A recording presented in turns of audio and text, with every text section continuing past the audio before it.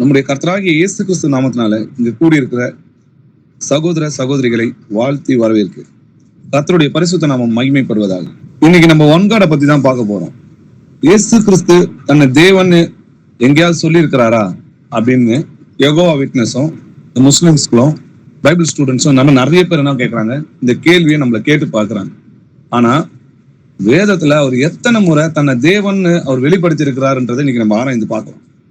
பவுல் என்ன பண்றாரு, ஒரு நாள் குறித்து எல்லாரையும் வீட்டுக்கு வர சொல்றாரு. வர வச்சு நியாயப்பிரமாணத்திலிருந்தும் தீர்க்க தரிசன ஆகமங்களிலும் இருந்து இயேசு கிறிஸ்துவுக்கு அடுத்த காரியங்களை எடுத்து அவர் சொல்றாரு. இயேசு கிறிஸ்து தான் தேவன். அதுக்கான வசனங்களை என்ன பண்றாரு, ஒப்பிட்டு பேசுறாரு.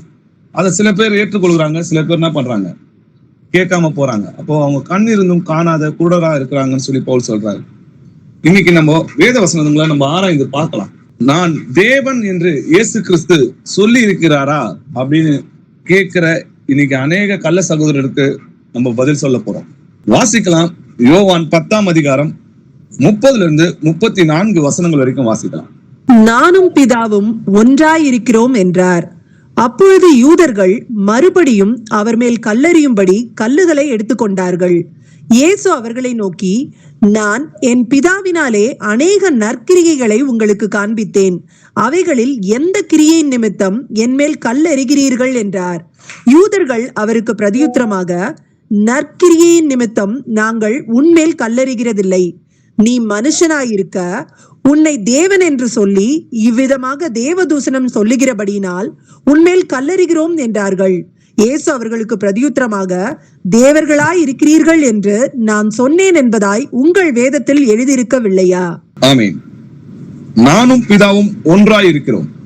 இதே மொழிபெயர்ப்புல பாத்தீங்கன்னா நானும் பிதாவும் ஒன்றேன்னு சொல்லி இங்கிலீஷ்ல எழுதிருக்கு இல்லையா, ஒன்னு சொல்லி எழுதிருக்கு.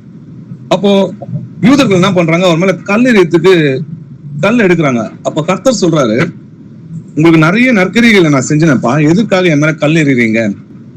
அப்போ யூதர்கள் என்ன சொல்றாங்க பாருங்க, ஏசப்பாக்கு பிரதியுத்தமாக, நற்கிரியை நிமித்தம் நாங்க உங்க மேல கல்லெறியல, நீ மனுஷனா இருக்க உன்னை தேவன் என்று சொல்லி இவ்விதமாக நீ தேவ தூஷணம் சொல்லுகிறபடியால் உண்மையில் கல்.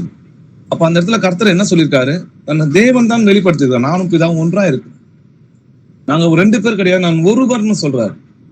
அப்போ யூதர்கள் அதை நன்கு அறிந்ததுனால என்ன பண்றாங்க, கல் எடுக்கிறாங்க. அப்போ இயேசு கிறிஸ்து சொல்ற பதில நல்லா கவனிச்சு பாருங்க. இயேசு கிறிஸ்து அவர்களுக்கு பிரதியுத்தமாக, தேவர்களா இருக்கிறீர்கள் என்று நான் சொன்னேன் என்பதா உங்கள் வேதத்தில் எழுதியிருக்கவில்லையா? அப்போ பழைய ஏற்பாடு யார் எழுதுனது? பரிசுத்த ஆவியான நம்முடைய கர்த்தர் தான் எழுதினார்ன்றதை பாக்குறோம். தேவன் தான் நம்மளுக்கு அந்த பழைய ஏற்பாட்டை எழுதினார்ன்றதை நம்ம பார்க்கிறோம். ஆனா ஜீசஸ் சொல்றாரு, அதை நான் சொன்னதாய் உங்கள் வேதத்தில் எழுதியிருக்கவில்லையா? நீங்க சங்கீதத்துல போய் வாசிச்சு பாத்தீங்கன்னா, நீங்கள் தேவர்கள் என்றும் உன்னதமான மக்கள் என்றும் நான் சொல்லியிருந்தேன், ஆனா நீங்க லோக பிரபுக்களை போல செத்து மடிந்து போறீங்கப்பா அப்படின்னு நம்ம கர்த்தர் சொல்றாரு. ஆனா இங்க இயேசு கிறிஸ்து சொல்றாரு, நான் சொன்னதாய் உங்கள் வேதத்தில் எழுதியிருக்கவில்லையான்றாரு. அப்போ நான் தான் அதை சொன்னன்றாரு. இதை பாத்தீங்கன்னா ஐஎம்னு எழுதியிருக்கு, கேபிட்டல். அப்போ கர்த்தராகி இயேசு கிறிஸ்து அந்த இடத்துல தன்னை தேவன்னு சொல்றாரு. ஆனால் அவங்களுக்கு என்ன, கண்கள் கூடா இருந்ததுனால அவங்களால உணர முடியாம போச்சு. இன்னைக்கும் அநேகரோட கண்களை பிசாசு கூடாக்கிதான் வச்சிருக்கான். இன்னும் சில வசனங்களை நம்ம ஆராய்ந்து பார்க்கலாம். யோவான் 5ஆம் அதிகாரம் 17-18 வசனங்கள் வாசிக்கலாம். இயேசு அவர்களை நோக்கி, என் பிதா இதுவரைக்கும் கிரியை செய்து வருகிறார், நானும் கிரியை செய்து வருகிறேன் என்றார். அவர் ஓய்வு நாள் கட்டளையை மீறினதும் அல்லாமல் தேவனை தம்முடைய சொந்த பிதா என்று சொல்லி தம்மை தேவனுக்கு சமமாக்கினபடியினாலே யூதர்கள் அவரை கொலை செய்யும்படி அதிகமாய் வகை தேடினார்கள். ஆமென். ஆமென். என் பிதா கிரியை செய்து வருகிறார், நானும் கிரியை செய்து வருகிறேன்னு சொல்றாரு. அப்போ யூதர்கள் திரும்ப என்ன பண்றாங்க, அவரை கொலை செய்யும்படி வகை தேடுறாங்க. எதுக்குன்னு பாத்தீங்கன்னா, ஓய்வு நாள மீறினதும் இல்லாம தம்மை தேவனுக்கு சமமாக்கினபடினார். எனக்கு சமானம் இல்லை சொல்லி பழைய ஏற்பாட்டுல எழுதியிருக்கு. ஆனா இங்க தேவனுக்கு தன்னை சமமாக்குறாரு. உடனே திருத்துவக்காரங்க என்ன சொல்லுவாங்கன்னா, பிதா குமாரன் பரிசுத்த ஆவிகள் 3 பேரும் சமமா இருக்கிறாங்க. இதை நம்ம ஆராய்ந்து பார்க்கலாம். இதே கேள்விய இவர் பிதாவை பத்தி சொல்றாரு, பிதாவை கிரியை செய்து வர, நானும் கிரியை செய்து வருகிறேன் அப்படின்றாரு. அப்போ தேவனை தன்னுடைய சொந்த பிதான்னு சொல்றாரு இல்லையா? அதுக்கு யோவான் 8ஆம் அதிகாரத்துல திரும்பவும் இந்த யூதர்கள் கேள்வி கேட்கிறாங்க. வாசிக்கலாம். யோவான் 8ஆம் அதிகாரம் 19-20 வசனங்கள் வாசிக்கலாம். அப்பொழுது அவர்கள், உம்முடைய பிதா எங்கே என்றார்கள். இயேசு பிரதியுத்தரமாக, என்னையும் அறியீர்கள், என் பிதாவையும் அறியீர்கள். நீங்கள் என்னை அறிந்தீர்களானால் என் பிதாவையும் அறிவீர்கள் என்றார். தேவாலயத்திலே இயேசு உபதேசம் பண்ணுகிற போது தர்ம பெட்டி இருக்கும் இடத்தில் இந்த வசனங்களை சொன்னார். அவருடைய வேலை இன்னும் வராதபடியினால் ஒருவனும் அவரை பிடிக்கவில்லை. ஆமென். ஆமென். உம்முடைய பிதா எங்கேன்னு கேக்குறாங்க. அதுக்கு பதில் என்ன சொல்றாரு பாருங்க. நீங்கள் என்னை அறிவீர்கள், என் பிதாவையும் அறிவீர்கள். அதாவது நீங்க என்னை பார்த்துட்டீங்க, அதனால பிதாவையும் அறிந்திருப்பீங்க. நீங்கள் என்னை அறியாததினால், நீங்க என்ன தேவன் நீங்க அறியாததுனால பிதாவை என்ன பண்ண மாட்டீங்க, அறிய மாட்டீங்கன்னு சொல்லி அங்கேயும் தன்னை என்ன பண்றாரு, தேவன் சொல்றாரு. அப்போ அவருக்கு அந்த நேரமும் அந்த வேலையும் வராதனாலதான் என்ன பண்ண முடியல, அவரை யாரும் பிடிக்கல. அதுக்கு அடுத்த 24, 25 வசனத்துல ஓப்பனா சொல்வாரு. வாசிக்கலாம். யோவான் 8ஆம் அதிகாரம் 24, 25 வசனங்கள் வாசிக்கலாம். ஆகையால் நீங்கள் உங்கள் பாவங்களில் சாவீர்கள் என்று உங்களுக்கு சொன்னேன். நானே அவர் என்று நீங்கள் விசுவாசியாவிட்டால் உங்கள் பாவங்களிலே சாவீர்கள் என்றார். அதற்கு அவர்கள், நீர் யார் என்றார்கள். இயேசு அவர்களை நோக்கி, நான் ஆதி முதலாய் உங்களுக்கு சொல்லி இருக்கிறவர் தான். ஆமென். உங்களுடைய பிதா எங்கன்னு கேட்டாங்க இல்லையா, அதுக்குதான் நீங்க என்ன அறிந்தீர்களானால் என் பிதாவையும் அறிந்திருப்பீங்க. நீங்க என்ன அறியாதனால என் பிதாவையும் நீங்க அறியல அப்படின்னு சொல்றாரு. அப்போ கர்த்தர் அதுக்கு 24வது வசனத்துல பதில் சொல்றாரு, நானே அவர். அவர்னா யாரு? நம்முடைய தேவன் மட்டும்தான் பைபிள்ல அவர்னு அர்த்தம். இப்போ நானே அவர் என்று நீங்கள் விசுவாசியாவிட்டால், நான் தேவன் என்பதை நீங்கள் விசுவாசியாவிட்டால் உங்கள் பாவங்களிலே சாவீர்கள்னு சொல்றாரு. அப்போ யூதர்கள் திரும்பியும் கேட்கிறாங்க, நீர் யார் என்றார்கள். இயேசு அவர்களை நோக்கி, நான் ஆதி முதலாய் உங்களுக்கு சொல்லியிருக்கிறவர்கள். அப்போ ஆதி முதலாய் பழைய ஏற்பாட்டுல அவங்களுக்கு சொன்னது யாருன்னு பாத்தீங்கன்னா, நம்முடைய கர்த்தராகிய இயேசு கிறிஸ்து தான் தேவனாய் இருந்து அவங்களுக்கு போதிச்சாருன்றதை நம்ம புரிஞ்சுக்கணும். அதுல நீங்க 27வது வசனத்துல படிச்சீங்கன்னா, பிதாவை குறித்து பேசினார் என்று அவர்கள் அறியாதிருந்தார்கள் எழுதியிருக்கு. தன்னை தேவன் நானே அவர் இருந்தார் இல்லையா, அந்த அவர் யாருன்னா நான் தான் பிதா அப்படின்றத சொன்னதை அவங்க அறியாது இருந்தாங்கன்னு சொல்லிட்டு யோவான் 8ஆம் அதிகாரம் 27வது வசனம் சொல்லுது. சரி, என்னை அறிந்தீர்களானால் என் பிதாவையும் அறிந்திருப்பீர்கள் யூதர்கிட்ட சொன்னார் இல்லையா, இதே பதில அப்போஸ்தலர்கிட்ட சொல்றாரு. வாசிக்கலாம். யோவான் 14ஆம் அதிகாரம் 7-10 வசனங்கள் வாசிக்கலாம். என்னை அறிந்தீர்களானால் என் பிதாவையும் அறிந்திருப்பீர்கள். இது முதல் நீங்கள் அவரை அறிந்தும் அவரை கண்டும் இருக்கிறீர்கள் என்றார்.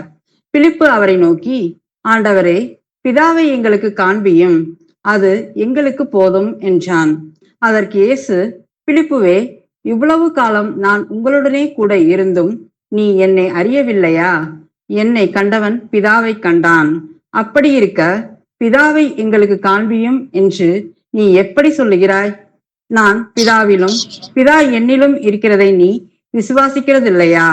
நான் உங்களுடனே கூட சொல்லுகிற வசனங்களை என் சுயமாய் சொல்லவில்லை. என்னிடத்தில் வாசமாய் இருக்கிற பிதாவானவரே இந்த கிரியைகளை செய்து வருகிறார். ஆமென்.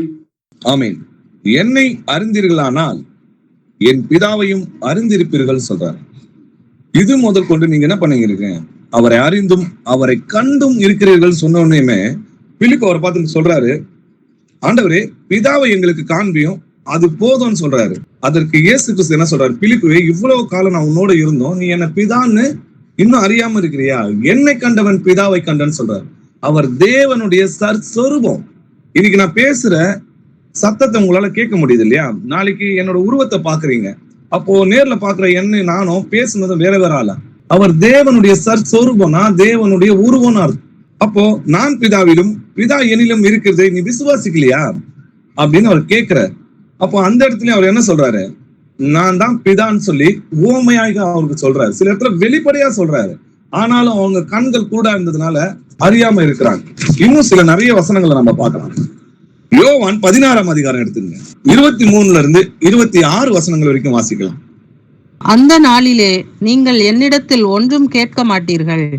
மெய்யாகவே மெய்யாகவே நான் உங்களுக்கு சொல்லுகிறேன், நீங்கள் என் நாமத்தினாலே பிதாவினிடத்தில் கேட்டுக்கொள்ளுவது எதுவோ அதை அவர் உங்களுக்கு தருவார். இதுவரைக்கும் நீங்கள் என் நாமத்தினாலே ஒன்றும் கேட்கவில்லை. கேளுங்கள், அப்பொழுது உங்கள் சந்தோஷம் நிறைவாயிருக்கும்படி பெற்றுக்கொள்வீர்கள். இவைகளை நான் ஓமைகளாய் உங்களுடனே பேசுகிறேன். காலம் வரும், அப்பொழுது நான் ஓமைகளாய் உங்களுடனே பேசாமல் பிதாவை குறித்து வெளிப்படையாக உங்களுக்கு அறிவிப்பேன். அந்த நாளில் நீங்கள் என் நாமத்தினாலே வேண்டிக் கொள்வீர்கள். உங்களுக்காக பிதாவை நான் வேண்டிக் கொள்வேன் என்று உங்களுக்கு சொல்ல வேண்டியதில்லை. ஆமென். ஆமென். இந்த வசனம் பாருங்க, அந்நாளிலே நாளுமே அது கர்த்தருடைய இரண்டாம் வருகைன்னு அர்த்தம்.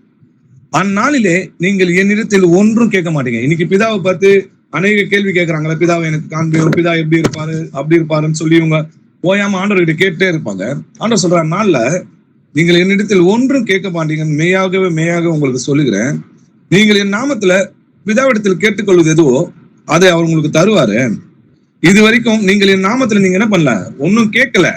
அப்பொழுது கேளுங்க, உங்க சந்தோஷம் நிறைவாகும்படி நான் பெற்றுக்கொள்வீங்க. இவைகளை நான் எப்படி பேசுறேன்னு சொல்றாரு, நான் உவமைகளாக பேசுகிறேன். ஏன்னா அந்நாட்கள் நான் தான் பிதான்னு உங்களுக்கு தெரிஞ்சிச்சுன்னா நீங்க என்ன பண்ணுவாங்க, பிதாவை பத்தி எதுவுமே என்ன கேட்க மாட்டீங்க. ஏன்னா 3 வருஷம் உங்க கூட தான் இருந்தேன். அப்போ என்னோட குணாதிசயங்கள் என்னன்றது என்ன பண்ணிருக்கோம், உங்களுக்கு நல்லாவே தெரிஞ்சிருக்கும். அதனாலதான் சொல்ல பாருங்களேன், காலம் வரும், நான் ஊமையா உங்களிடையே பேசாமல் பிதாவை குறித்து வெளிப்படையாக உங்களுக்கு அறிவிப்பேன். அந்நாளிலே திரும்ப ஆரம்பிக்கும் வசனம். அந்நாளிலே நீங்கள் என் நாமத்திலே வேண்டிக் கொள்வீர்கள். உங்களுக்காக நான் போய் பிதாவை வேண்டி கேட்டுக்கொள்வேன்னு உங்களுக்கு சொல்ல வேண்டியதில்லை. ஏன்னா நான் தான் பிதான்றதை என்ன பண்ணிருப்பீங்க, அன்று நன்றாவே நீங்க அறிந்திருப்பீங்க. அப்ப பரிசுத்த ஆவியானவர் நமக்குள்ள வரும்போது இயேசு கிறிஸ்துவை குறித்து சகலத்தை என்ன பண்ணுவாரு, நமக்கு போதிப்பார். அவரை குறித்து சாட்சி கொடுப்பார்னு சொல்லி வேதத்துல எழுதியிருக்கு. சரி, இங்கேயும் தன்னை பிதான்னு சொல்லிதான் கர்த்தர் தேவன் சொல்லிதான் வெளிப்படுத்தினார். மத்தேயு 11ஆம் அதிகாரம் 2-5 வசனங்கள் வரைக்கும் வாசிக்கலாம். அத்தருணத்தில் காவலில் இருந்த யோவான் கிறிஸ்துவின் கிரிகைகளை குறித்து கேள்விப்பட்டு தன் சீஷரில் 2 பேரை அழைத்து, வருகிறவர் நீர்தானா அல்லது வேறொருவர் வர காத்திருக்க வேண்டுமா என்று அவரிடத்தில் கேட்கும்படி அனுப்பினான். இயேசு அவர்களுக்கு பிரதியுத்தரமாக, நீங்கள் கேட்கிறதையும் காண்கிறதையும் யோவானிடத்தில் போய் அறிவியுங்கள். குருடர் பார்வையடைகிறார்கள், சப்பானிகள் நடக்கிறார்கள், குஷ்டரோகிகள் சுத்தமாகிறார்கள், செவிடர் கேட்கிறார்கள், மரித்தோர் எழுந்திருக்கிறார்கள், தரித்திரருக்கு சுவிசேஷம் பிரசங்கிக்கப்படுகிறது. ஆமென். யோவான் என்ன பண்றாரு, காவல்ல இருக்கிறார். அப்போ காவல்ல இருக்கும்போது இயேசு கிறிஸ்துவோட கிரியை குறித்து கேள்விப்பட்டு அவங்க 2 சீஷர்கள் என்ன பண்றாரு, அவர் இடத்துல அனுப்புறாரு. அவங்க வந்து கேட்கிற கேள்வி என்னன்னு பாத்தீங்கன்னா, வருகிறவர் நீதானா? யார் வருவான்னு தெரியுமா உங்களுக்கு? இருந்தவரும் இருக்கிறவரும் வருகிறவரும் ஆகிய சர்வ வல்லமுள்ள தேவனாகிய கர்த்தர். அப்போ வருகிறது யாரு? சர்வ வல்லமுள்ள தேவனாகிய கர்த்தர் என்பதை யோவான் நன்கு அறிந்திருந்தார். அவர் தான் கிறிஸ்துவாக வெளிப்படுவார் என்பதை நன்கு அறிந்தார். தேவன் மாம்சத்தில் வெளிப்படுவதை நன்கு அறிந்திருந்தார். அதனாலதான் அவர் என்ன பண்றாரு, வருகிறவர் நீர்தானா அப்படின்னு சொல்லி கேட்கறதுக்காக 2 பேர் அனுப்புறாங்க. அதுக்கு ஜீசஸ் என்ன பதில் சொல்றாருன்னா, வருகிறவர் நான் தான், நானே சர்வ வல்லமுள்ள கர்த்தர்ன்றதை யோவானுக்கு சொல்றாரு. எப்படின்னு பாருங்க, இயேசு அவர்களுக்கு பிரதியுத்தமாக, நீங்கள் கேட்கிறதையும் காண்கிறதையும் யோவான் இடத்துல போய் சொல்லுங்க. குருடர் பார்வை அடைகிறாங்க, சப்பானியர்கள் என்ன பண்றாங்க, நடக்கிறாங்க, குஷ்டரோகிகள் சுத்தமாகறாங்க, செவிடர் கேட்கிறாங்க, மரித்தோர் எழுந்திருக்கிறாங்க, தரித்திரருக்கு சுவிசேஷம் அறிவிக்கப்படுது மட்டும்தான் சொல்றாரு. ஆனா இதோட ரகசியம் என்ன தெரியுமா? பழைய ஏற்பாட்டுல இது நடக்கிறது யார் நடத்துவார்னு பாத்தீங்கன்னா, சர்வ வல்லமுள்ள தேவன் நடத்துவார்னு எழுதியிருக்கு. வாசிக்கலாம், அதற்கான தீர்க்கதரிசன வசனங்களை வாசிக்கலாம். ஏசாயா 35ஆம் அதிகாரம் 3-6 வசனங்கள் வரைக்கும் வாசிக்கலாம். தளர்ந்த கைகளை திடப்படுத்தி தள்ளாடுகிற முழங்கால்களை பலப்படுத்துங்கள். மனம் பதறுகிறவர்களை பார்த்து, நீங்கள் பயப்படாதிருங்கள், திடங்கொள்ளுங்கள். இதோ உங்கள் தேவன் நீதியை சரி கட்டவும் உங்கள் தேவன் பதிலளிக்கவும் வருவார். அவர் வந்து உங்களை ரட்சிப்பார் என்று சொல்லுங்கள். அப்பொழுது குருடரின் கண்கள் திறக்கப்பட்டு செவிடரின் செவிகள் திறவுண்டு போம். அப்பொழுது முடவன் மானை போல் குதிப்பான், ஊமையன் நாவும் கெம்பீரிக்கும். வனாந்தரத்திலே தண்ணீர்களும் கடுவெளியிலே ஆறுகளும் பாய்ந்தோடும். ஆமென். ஆமென். உங்கள் தேவன் நீதியை சரி கட்டவும் உங்கள் தேவன் பதிலளிக்கும் வருவார்னு போட்டு, அதனாலதான் அவர் கேட்கிறார், வருகிறவர் நீதானா அப்படின்னு அந்த கேள்வி கேட்கிறார். அப்போ யார் வருவா? தீர்க்க தரிசனத்துல தேவனாகிய கர்த்தர் தான் வருவார்னு எழுதியிருக்கு. அவர் வந்து உங்களை ரட்சிப்பார். யார் நம்மளை ரட்சித்தது? நம்முடைய கர்த்தராகிய இயேசு கிறிஸ்துவோட கிருபையினால நம்ம ரட்சிக்கப்பட்டோம். குருடோட கண்கள் திறக்கப்படும், செவிடரோட செவிகள் திறவுண்டு போகும், முடவன் மானை போல் குதிப்பான், ஊமையன் நாவுகள் கெம்பீரிக்கும். இததான் ஆண்டவர் சொல்றாரு. அப்போ யோவானுக்கு நல்லாவே தெரியும் வந்திருக்கிறது நம்முடைய கர்த்தர் தான். ஆனா அங்க இருக்கிற அந்த சீஷர்கள் அறிந்தார்கள்னா கேட்டா இல்ல. ஏன்னா அவங்க பழைய ஏற்பாட்டு வேத வசனங்களை ஆராய்ந்து பார்க்கலாம். அதான் கர்த்தர் சொல்றாரு, வேத வசனங்களை ஆராய்ந்து பாருங்க, அதுல நித்திய ஜீவன் உண்டு என்று எழுதியிருக்கு, என்னை கொடுத்து சாட்சி கொடுக்கிறவைகள் அவைகளே அப்படின்னு சொல்லியிருக்கிறார். யோவானுக்கு அவரை குறித்து எழுதின தீர்க்க தரிசனத்தை நல்லா அறிந்திருப்பார் இல்லையா? அவரை குறித்து என்ன தீர்க்க தரிசனம் எழுதியிருக்குன்னு பார்க்கலாம். சங்கீதம் 68ஆம் அதிகாரம் 4வது வசனம் வாசிக்கலாம்.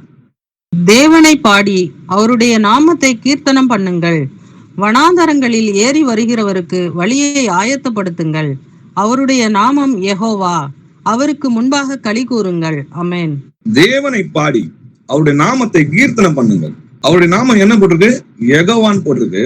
வனாந்தரங்களில் ஏறி வருவதற்கு வழியை ஆயத்தம் பண்ணுங்கள், அவருடைய நாமம் யெகோவா. அப்போ வனாந்தரங்கள்ல வழியை ஆயத்தம் பண்ணது யாருன்னு பாத்தீங்கன்னா யோவான் ஸ்தானன். யோவான் ஸ்தானன் தான் கர்த்தருக்கு வழியை ஆயத்தம் பண்ணி, யோவான் வனாந்தரத்திலே ஞானஸ்தானம் கொடுத்து பாவ மன்னிப்பு என்றும் மனம் திரும்பலுக்கு ஏற்ற ஞானஸ்தானத்தை குறித்து என்ன பண்ணான்? கர்த்தருக்கு முன்னாடியே அந்த வழிகளை ஆயத்தம் பண்ணி பிரசங்கம் பண்ணி கொண்டிருந்தான். அப்போ வந்தது யாருன்னு பாத்தீங்கன்னா நம்முடைய தேவனாகிய கர்த்தர். அவர் நாமம் என்னன்னு போட்டுங்கன்னா அவருடைய நாமம் யெகோவான்னு போட்டு வந்தது நம்முடைய கர்த்தராகிய இயேசு கிறிஸ்து. ஆனா தீர்க்க தரிசனத்துல அவருடைய நாமம் யெகோவான்னு போட்டு. நமக்கு 2 யெகோவா இருக்க முடியுமா? அப்போ யெகோவா தேவன் தான் நமக்காக மனிதனாக இறங்கி வந்து இயேசு கிறிஸ்துன்றதை நம்ம புரிஞ்சுக்கணும். இன்னைக்கு எங்கெங்க நம்ம கர்த்தர் தன்னை தேவன் வெளிப்படுத்தி இருக்கிறார்ன்றதை நம்ம ஆராய்ந்து கொண்டு வருகிறோம். இன்னமும் அநேக வசனங்களை நம்ம பழைய ஏற்பாட்டுல இருந்தும் புதிய ஏற்பாட்டுல இருந்தும் இப்ப ஆராய்ந்து பார்க்க போறோம். வெளிப்படுத்தின விசேஷம் 1ஆம் அதிகாரம் 8வது வசனம் வாசிக்கலாம். இருக்கிறவரும் இருந்தவரும் வருகிறவருமாகிய சர்வ வல்லமையுள்ள கர்த்தர், நான் அல்பாவும் ஒமேகாவும் ஆதியும் அந்தமுமாயிருக்கிறேன் என்று திருவுளம் பற்றுகிறார். ஆமென்.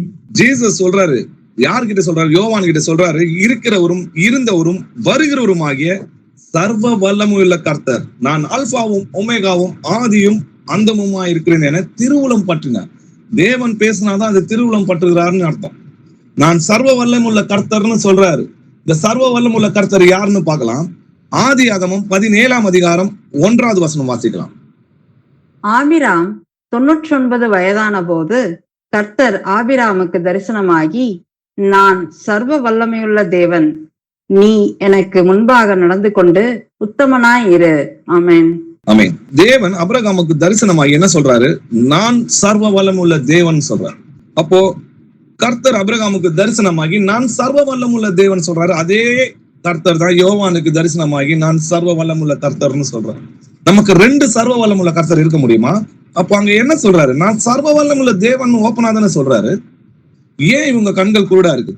சர்வ வல்லமை உள்ள தேவனுடைய நாமம் என்னன்னு தெரியுமா? வாசிக்கலாம். யாத்திரையாகமம் 6ஆம் அதிகாரம் 2-3 வசனங்கள் வாசிக்கலாம். மேலும் தேவன் மோசேயை நோக்கி, நான் யெகோவா சர்வ வல்லமையுள்ள தேவன் என்னும் நாமத்தினால் நான் ஆபிரகாமுக்கும் ஈசாக்குக்கும் யாக்கோபுக்கும் தரிசனமானேன். ஆனாலும் யெகோவா என்னும் என் நாமத்தினால் நான் அவர்களுக்கு அறியப்படவில்லை. ஆமென். ஆமென். மோசே கிட்ட தரிசனமாய் அவர் என்ன சொல்றாரு? என்னோட பேரு யெகோவா, நான் சர்வ வல்லம் உள்ள தேவன் என்னும் நாமத்தினாலதான் என்ன பண்ணாங்க? ஆபிரகாம், ஈசாக்கு, யாக்கோபுக்குலாம் நான் தரிசனமானேன். ஆனாலும் யெகோவா என்ற நாமத்தை என்ன பண்ணல? அவங்க அறியலன்றாரு. அதே போலதான் இயேசு கிறிஸ்து நாமத்துல இந்த கடைசி காலத்துல என்ன பண்ணாரு?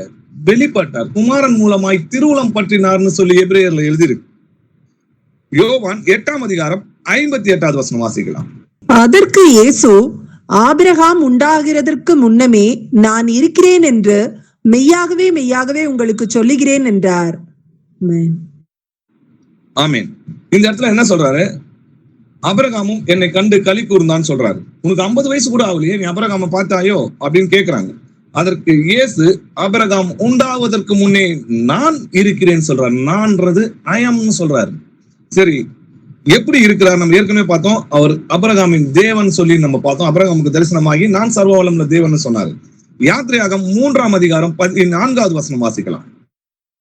அதற்கு தேவன், இருக்கிறவராக இருக்கிறேன் என்று மோசேயுடனே சொல்லி, இருக்கிறேன் என்பவர் என்னை உங்களிடத்துக்கு அனுப்பினார் என்று இஸ்ரவேல் புத்திரரோட சொல்வாயாக என்றார். ஆமென். ஆமென். இருக்கிறவராக இருக்கிறேன் என்பவர் உன்னை அனுப்புனாரு, இருக்கிறேன் என்பவர் உன்னை அனுப்புனாருன்னு போய் சொல்லுப்பான்றார் மோசேக்கு.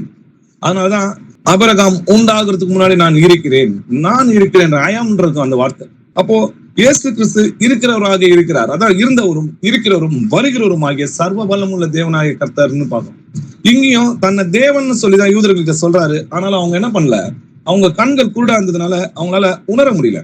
இன்னொரு இடத்துல பாங்க, அவரை குத்தினவர்களும் அவரை காண்பார்கள்னு எழுதியிருக்கு. இதோ மேகங்களுடனே வருகிறார், கண்கள் யாவும் அவரை காணும், அவரை குத்தினவர்களும் அவரை காண்பார்கள்னு சொல்லி எழுதியிருக்கு இல்லையா? பூமியின் கோத்திரத்தார் எல்லாம் அவரை பார்த்து புலம்புவார்கள்னு சொல்லி அங்க திருவுளம் பற்றுறாரு. அங்கேயும் தன்னை தேவன் தான் சொல்றாரு. ஏன்னா யாரை குத்துவாங்க யாரை பார்ப்பாங்கன்னு சொல்லி தீர்க்க தரிசனம் எழுதியிருக்கு. வாசிக்கலாம். சகரியா 12ஆம் அதிகாரம் 10வது வசனம் வாசிக்கலாம். நான் தாவீது குடும்பத்தாரின் மேலும் எருசலேமின் குடிகளின் மேலும் கிருபையின் ஆவியையும் விண்ணப்பங்களின் ஆவியையும் ஊற்றுவேன். அப்பொழுது அவர்கள் தாங்கள் குத்தின என்னை நோக்கி பார்த்து, ஒருவன் தன் ஒரே பேரானவனுக்காக புலம்புகிறது போல எனக்காக புலம்பி, ஒருவன் தன் தலைச்சன் பிள்ளைக்காக துக்கிக்கிறது போல எனக்காக மனங்கசந்து துக்கிப்பார்கள். ஆமென். ஆமென். தங்கள் குத்தினை என்ன நோக்கி பார்த்துன்னு சொல்லி தேவன் இங்க சொல்றாரு சகரியால. அதே தீர்க்க தரிசனத்தை யார் நிறைவேற்ற போறா? நம்முடைய கர்த்தராகிய இயேசு கிறிஸ்து 2ஆம் வருகையில தேவனாதான் இறங்கி வரப்போறார். இப்போ மனுஷகுமாரன் பிதாவின் மகிமை பொருந்தினவராய் இறங்கி வரப்போகிறார் இல்லையா? அப்போ இந்த தீர்க்க தரிசனத்தை யார் நிறைவேற்றா? என்னை குத்தினவர்களும் என்னை காண்பார்கள்னு தேவன் சொல்றாரு. யாரை பார்க்க போறோம்? இயேசு கிறிஸ்துவ தான் பார்க்க போறோம். ஏன்னா இவருடைய சற்ஸ்வரூபம்ன்றதை நம்ம புரிஞ்சுக்கணும். அவங்க இருவர் கிடையாது, ஒருவர்ன்றது அறிவுதான் நித்திய ஜீவன். மத்தேயு 16ஆம் அதிகாரம் 27வது வசனம் வாசிக்கலாம். மனுஷகுமாரன் தம்முடைய பிதாவின் மகிமை பொருந்தினவராய் தம்முடைய தூதரோடும் கூட வருவார். அப்பொழுது அவனவன் கிரியைகளுக்கு தக்கதாக அவனவனுக்கு பலனளிப்பார். ஆமென். யார் வருவார்னு போட்டிருக்கு?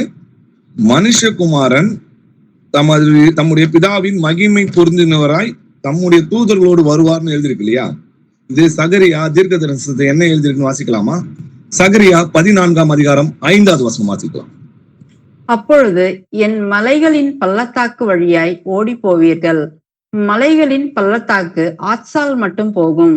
நீங்கள் யூதாவின் ராஜாவாகிய உசியாவின் நாட்களில் பூமி அதிர்ச்சிக்கு தப்பி ஓடி போனது போல் ஓடி போவீர்கள். என் தேவனாகிய கர்த்தர் வருவார், தேவரீரோடே எல்லா பரிசுத்தவான்களும் வருவார்கள். ஆமென். என் தேவனாகிய கர்த்தர் வருவார், தேவரீரோட எல்லா பரிசுத்தவான்களும் வருவாங்கன்னு சொல்லிதான் தீர்க்க தரிசனம். யார் வராவா? என் தேவனாகிய கர்த்தர் வருகிறார். ஆனா ஜீசஸ் அங்க என்ன சொல்றாரு அவங்க சீஷர்கிட்ட? மனுஷகுமாரன் அவன் பிதாவின் மகிமை பொருந்தினவராய் வருவார்னும் போது அங்க நான் தேவன் அவர் சொல்றாரு. ஆனாலும் அவங்க அந்த டைம்ல என்ன பண்ணல? பரிசுத்த ஆவியை பெறாதனால உணராது இருந்தாங்கன்றத நம்ம பார்க்கிறோம். மார்க்கு 10ஆம் அதிகாரம் 45வது வசனம் வாசிக்கலாம். அப்படியே மனுஷகுமாரனும் ஊழியம் கொள்ளும்படி வராமல் ஊழியம் செய்யவும் அநேகரை மீட்கும் பொருளாக தம்முடைய ஜீவனை கொடுக்கவும் வந்தார் என்றார். ஆமென். ஆமென். இங்கே என்ன சொல்றாருன்னு பாத்தீங்கன்னா, அநேகரை மீட்கும் பொருளாக தம்முடைய ஜீவனை கொடுக்கவும் வந்தார் அப்படின்னு சொல்லும் போது இங்க நான் தேவன்ன்றத அங்க அவங்களுடைய சீஷர்கிட்ட சொல்றாரு. ஏன்னா யார் நம்மை மீட்பார்னு தீர்க்க தரிசனம் எழுதிருக்குன்னு பார்க்கலாம். ஏசாயா 54ஆம் அதிகாரம் 5வது வசனம் வாசிக்கலாம். உன் சிருஷ்டிகரே உன் நாயகர், சேனைகளின் கர்த்தர் என்பது அவருடைய நாமம். இஸ்ரவேலின் பரிசுத்தர் உன் மீட்பர், அவர் சர்வ பூமியின் தேவன் எனப்படுவார். ஆமென். சேனைகளின் கர்த்தர் என்பது அவருடைய நாமமா? இஸ்ரவேலின் பரிசுத்தர் உன் மீட்பர், அப்போ அவர் சர்வ பூமிக்கும் தேவன் எனப்படுவார். இன்னைக்கு அநேகரை நம்மளை மீட்டது யாரு? குற்றமில்லாத மாசற்ற ஆட்டுக்குட்டியாகிய இயேசு கிறிஸ்துவின் விலையேற பெற்ற ரத்தத்தினால் மீட்கப்பட்டீர்கள் சொல்லி எழுதி. இயேசு கிறிஸ்து தான் நம்மளுடைய மீட்பர். அப்போ அந்த இடத்துல அநேகரை மீட்கும் பொருளாக தம்முடைய ஜீவனை கொடுக்கும் வந்திருக்கேன் அப்படின்னும் போது நான் தேவன் தான் நான் வந்திருக்கிறேன்பான்னு சொல்றாரு. ஏன்னா பிள்ளைகள் மாம்சமும் ரத்தத்தை உடையவராய் இருக்க அவர்னா யாரு? நம்முடைய தேவனாகிய கர்த்தரும் நம்மை போல மாம்சமும் ரத்தத்தை உடையவரானார். தேவன் மாம்சத்தில் வெளிப்பட்டார்னு சொல்லிதான் வேதத்துல எழுதியிருக்கு. தேவகுமாரன் மாம்சத்தில் வெளிப்பட்டார்னு எழுதில்ல. அப்போ தேவன் தான் நமக்காக மனிதனாய் இறங்கி வந்து அடிமையின் சாயலாகி மனித ரூபமாய் காணப்பட்டார். இன்னொரு இடத்துல சொல்றாரு, நீங்களும் ரபி என்று அழைக்கப்படாதீருங்க, கிறிஸ்து ஒருவரே உங்களுக்கு என்ன பண்றாரு? போதகராய் இருக்கிறார் என்றும் நீங்கள் எல்லோரும் சகோதர சகோதரிகளா இருக்கிறாரு. அப்போ கிறிஸ்து ஒருவர் தான் போதகராய் இருக்கிறாரு, மற்றவங்க எல்லாம் நீங்க சகோதர சகோதரா இருக்கிறீங்கன்றாரு. அப்போ கிறிஸ்து ஒருவரே உங்களுக்கு போதகரா இருக்கிறாருன்னு அப்படின்னு அங்க சொல்லும் போது அவர் என்ன சொல்றாரு? நான் தான் தேவன் சொல்றாரு. ஏன்னா யார் போதகரா இருப்பான்னு தீர்க்க தரிசனம் சொல்லுதுன்னு பார்க்கலாம். ஏசாயா 54ஆம் அதிகாரம் 13வது வசனம் வாசிப்பாங்க. உன் பிள்ளைகள் எல்லாரும் கர்த்தரால் போதிக்கப்பட்டிருப்பார்கள், உன் பிள்ளைகளுடைய சமாதானம் பெரியதாயிருக்கும். ஆமென். உன் பிள்ளைகள் எல்லாம் கர்த்தரால் போதிக்கப்பட்டிருப்பாங்கன்னு தீர்க்க தரிசனம். ஆனா கிறிஸ்து சொல்றாரு, இயேசு கிறிஸ்து சொல்றாரு, கிறிஸ்து ஒருவரே உங்களுக்கு போதகரா இருக்கு. அப்போ நான் தான் கர்த்தர் நாங்க சொல்றோம், நான் தேவன் நாங்க வெளிப்படுத்துறாரு. ஆனா அவங்க என்ன பண்ணல, அவங்க அறியாது இருந்தாங்க. 1 தெசலோனிக்கர் 4ஆம் அதிகாரம் 9வது வசனம் வாசிக்கலாம். சகோதர சிநேகத்தை குறித்து நான் உங்களுக்கு எழுத வேண்டுவதில்லை. நீங்கள் ஒருவரில் ஒருவர் அன்பாய் இருக்கும்படிக்கு தேவனால் போதிக்கப்பட்டவர்களாய் இருக்கிறீர்களே. ஆமென். நீங்கள் ஒருவருக்கு ஒருவர் அன்பாய் இருக்கும்படி யாரால போதிக்கப்பட்டிருப்போமா? தேவனால் போதிக்கப்பட்டு இருப்பீர்களே. அப்போ கிறிஸ்து ஒருவரே உங்களுக்கு போதகரா இருக்கிறாருன்னு சொல்லி எழுதி இருக்குதே. அப்போ நம்மளுக்கு 2 போதகர் இல்லையா? ஒரே போதகர், கிறிஸ்துவும் அவர்தான், தேவனும் அவர்தான்றதை நம்ம புரிஞ்சுக்கணும். தேவன் தான் நமக்காக கிறிஸ்துவா வந்து நம்ம ரட்சித்தார். இன்னொரு இடத்துல நானே நல்ல மேய்ப்பன், நல்ல மேய்ப்பன் ஆடுகளுக்காக தன் ஜீவனை கொடுக்கிறான்னு சொல்றாரு. அப்ப அந்த இடத்துல என்ன சொல்றாரு, நான் நல்ல மேய்ப்பன், நான் தான்ப்பா தேவன்ன்றாரு. ஆனாலும் அவங்க கண்கள் கூட இருந்ததுனால அவங்களால புரிஞ்சு கொள்ள முடியல. ஏன்னா கர்த்தர் என் மேய்ப்பரா இருக்கிறார், நான் தாழ்ச்சி அடையன்னு சொல்லி வேதத்துல எழுதியிருக்கு. அப்ப கர்த்தர் தான் நமக்கு மேய்ப்பரா இருக்கிறார். வாசிக்கலாம். எசேக்கியேல் 34ஆம் அதிகாரம் 11 to 13 வசனங்கள் வரைக்கும் வாசிக்கலாம். கர்த்தராகிய ஆண்டவர் சொல்லுகிறது என்னவென்றால், இதோ நானே என் ஆடுகளை விசாரித்து அவைகளை தேடி பார்ப்பேன். ஒரு மேய்ப்பன் சிதறுண்ட தன் ஆடுகளின் நடுவே இருக்கிற நாளில் தன் மந்தையை தேடி கொண்டிருக்கிறது போல நான் என் ஆடுகளை தேடி மப்பும் மந்தாரமான நாளிலே அவைகள் சிதறுண்டு போன எல்லா இடங்களிலும் இருந்து அவைகளை தப்பி வர பண்ணி அவைகளை ஜனங்களிடத்திலிருந்து புறப்படவும் தேசங்களில் இருந்து சேரவும் பண்ணி அவைகளுடைய சுய தேசத்திலே அவைகளை கொண்டு வந்து இஸ்ரவேல் மலைகளின் மேலும் ஆறுகள் அண்டையிலும் தேசத்தின் சகல வாசஸ்தலங்களிலும் அவைகளை மேய்ப்பேன். ஆமென்.